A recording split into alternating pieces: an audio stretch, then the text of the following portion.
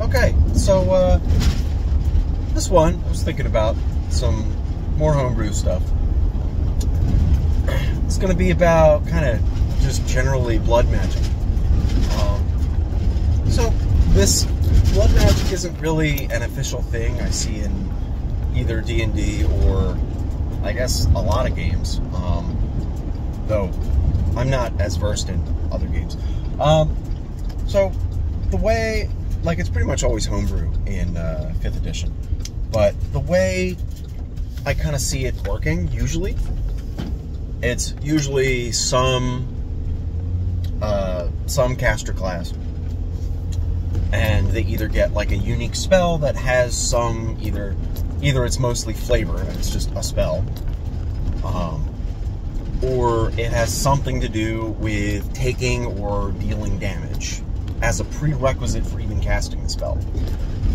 And it's, again, usually homebrew. Sometimes there's a whole subclass around it. Like, I think there was a,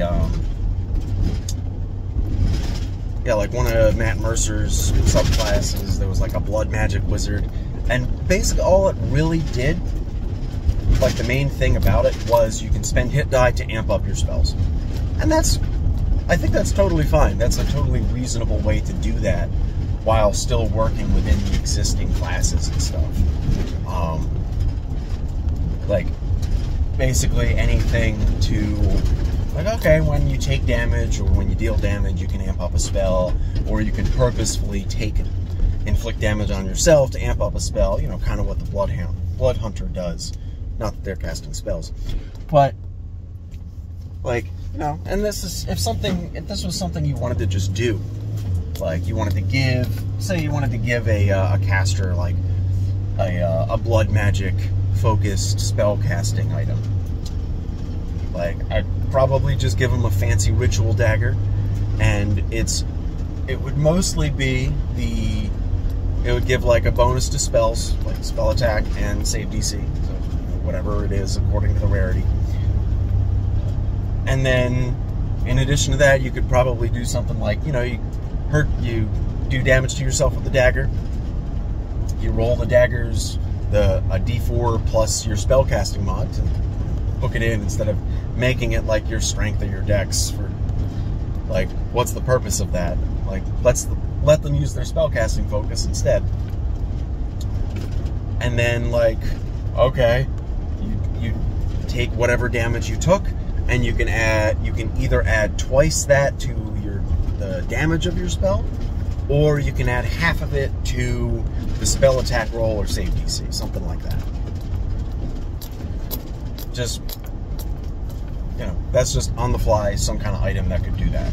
And I think that would probably work fine, because you are damaging yourself. It's not a lot of damage, it's just a dagger, but it is some self-damage that you inflict, and that also perfectly accounts for resistances, because it's based on the damage you do. It's not, you know, you can do damage and then you can also roll a D4 and like do the same thing. Like, no, it's just based on the damage you do. This way, if you're resistant to it, well, that halves the effectiveness of this, right?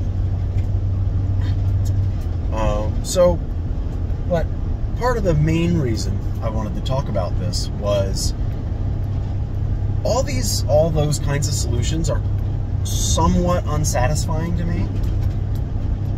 Mostly I've figured out because I want something more complicated and more like central to the character, i.e.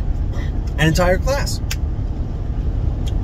So I've been working on like a blood magic type class. I calling it the Gore-mancer. Haven't worked on it in a little while because I'm been busy. You know, fatherhood, moving, renovations, all that good stuff. But you know, I'm trying to work on it more, at least a little bit in the mornings, every once in a while. So the whole idea behind this class is going to be like the basic design. It's got a D12 hit die as a caster. It's kind of a caster, and I'm not calling it a half caster or anything. maybe a 3/4 caster, because it doesn't get spell slots. So the way it works is it's got a D12 hit die, and con is their casting casting stat. Ooh, scary. That does condense your stats a little bit, so it's probably easier to make get all the stats you need as a Goremancer, because literally all you need is con. I mean, you still need other stats for ability checks and blah blah blah, but the whole idea of the class, not worrying about subclasses, because I've got some ideas for subclasses, but I'm not worried about them right now as of the initial design of the class. So the way it works, you get this, like, right away. The main thing you get is I think it's called a Sanguine Strike, which is basically like a super cantrip, kind of. It's kind of like I think it's. I gotta look at it. It's been a little while. I can't remember my exact design, but it's basically like a weapon attack mixed with a cantrip, like, but it's customizable. So you can choose like what kind of damage it does, of the 3 physical damage, and later on you can amp it up with other kinds of damage. Like you can add extra dice to it and stuff. But the main idea of it is it's customizable. You can choose what kind of damage type. You can choose, like, okay, do you want to add, and then instead of like choose, you get to add properties to it. So like, okay, you can, like, this isn't exactly how it works, but it's basically like you get like 2 options you can customize with it. So you can add a little range, you can add a little extra damage, you can add your con mod to damage, which it might already do, but point is, you can add properties to it, and that's like level 1. Then at level 2, you get an ability called Bloodletting, where you can. Oh, I didn't explain the first thing. First, you get a Gore die, also at level 1, and this Gore die influences, like, this is the die you roll for basically everything. Your Sanguine Strike does your Gore die plus your con mod, and if you make it a ranged attack, it's 1 roll of your Gore die, but if it's a melee attack, it's 2 rolls, and the Gore die starts as a D4. So I think that's a reasonable balance between, like, ranged and melee, because melee is always going to be more dangerous. You do have a D12 hit die, but you're also always damaging yourself. But, well, you will be. So at level 2, you get Bloodletting, which allows you to roll your Gore die, take that much damage, and trigger special effects. Like, you can amp up your Sanguine Strike for more range, more damage die, advantage on the attack, advantage on the damage dice, which probably not going to pick all that often. But, or maybe that was like a passive upgrade, because there's both the passive upgrades you get for the Sanguine Strikes, and then there's the Bloodletting effects you get for the Sanguine Strikes, and they're things like everything I just mentioned, and like later on you can Bloodlet and cleave with it, things like that. Those are some of the kind of bonuses you get, but it's mostly based around, like, most of your turns are going to be you're using Sanguine Strikes, and depending on the situation, you're going to Bloodlet it in different ways. Then also you get a parasitic aura, where basically you drain the blood of those around you, and it starts off relatively weak. Like, you can only you drain the blood of those that die around you, and when they die, you roll a Gore die and you recover that much life. Simple. But then later on, it upgrades, like, okay, now it happens when you damage creatures, and it happens when other people damage creatures, and it happens when your allies get damaged. Like, it just starts happening all the time. So then, like, at way higher levels, the Goremancer's HP is just going to be doing this. So then, what do you call it? Then, like, at level 3, you get something that's like Eldritch Invocations. And this is kind of where a lot of the sauce of it's going to come through, where you're, you know, even more customability or customization. And you'll get things like, I mean, they're really similar to Invocations. Like, okay, you can double the damage of your Sanguine Strikes, or you can always hit a second target within range, or something like that. And then I think also at this level you get something called Mortal Arts, which are basically spells. And the way these are going to work is for the they have a kind of level requirement. So like at level 3, you can cast level 1, 2, and 3 Mortal Arts. And the way they work is their level is their minimum gore die requirement. So if you cast a level 1 Mortal Art, you roll minimum 1 gore die. And then that's basically the damage you do. Sometimes it's like, okay, you roll, you roll 3 gore die.